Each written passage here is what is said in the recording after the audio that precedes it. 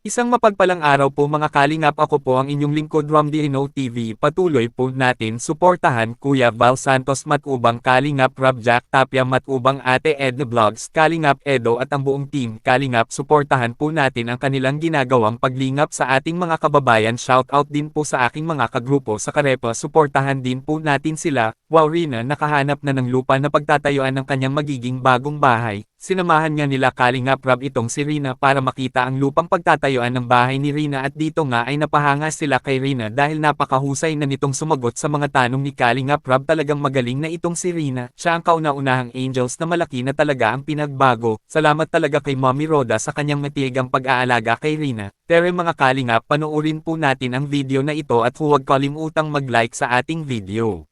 Sabi mo sa lugar, yung honest opinion mo, para kasi dito titira si Reyna no? So, syempre, bilang matagal ka na rin nakatulong na umalalay kay Reyna bilang kuya. Ano Reyna? Si Edo. Kilala mo si Edo? Si Edo? Oo, dyan mo. Anong message mo kay Edo? Salamat po. Kasi yung tumulong sa iyo din, ano? Yes. Sa akin, maganda yung lugar. Malapit sa kalsada, hindi masyado tago. Tapos, maganda yung lupa. Okay siya. Ang problema na yung list na rin. Yung Yung mga gusto niya. yung mga tao. Makakausap. Kasi mahalaga rin yung may mga kinakausap sa rin. Oo. Kasi Yun nga. yun na isa sa nagpapaano sa Tama. kanya para maging matrain yung isip niya para maging may kausap. Para mas tumalas ba. Okay.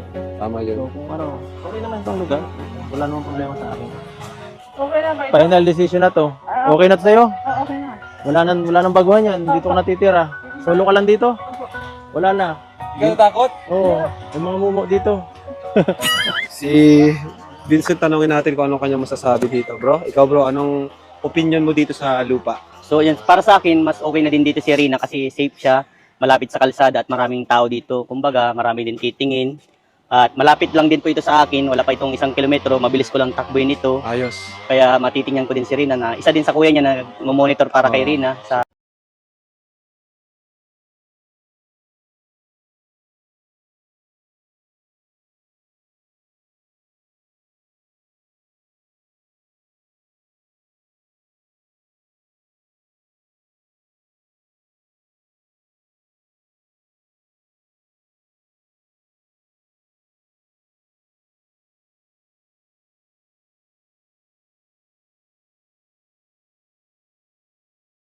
Ito naman rin ang pag-aaral mo. Mabuti lang po. Mabuti naman. Anong grade mo na?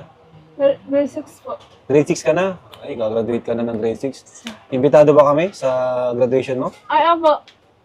Pwede kaming umakyat ng stage? Opo. Anong award mo? Anong sabi? Batang ano ka daw? Batang matalino po. Batang Quiapo? Ay, batang matalino? Opo. Wow. So, may kaibigan ka naman doon. Anong pangalan ng kaibigan mo Shella doon? po. Shelo. Oh, sino pa? Sa din po. Wow, tama yan. Okay. Di mo naman namimiss sina lolo mo? Hindi po siguro po. Hindi pa. Ikaw, may tanong ka sa akin? Ano po? Anong gusto mong tanongin sa akin? Mabuti lang po. Ikaw sa inyo. Oh, mabuti din ako sa akin.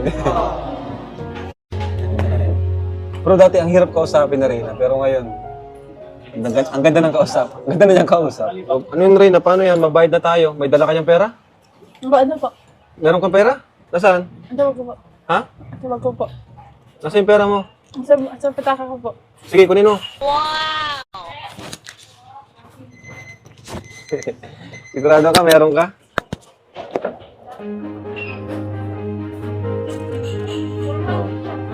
Ay, grabe.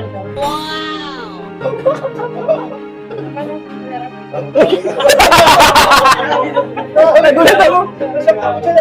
Ang dami! Sige na, magdawat na! Kami na, bahala. Kami na, bahala.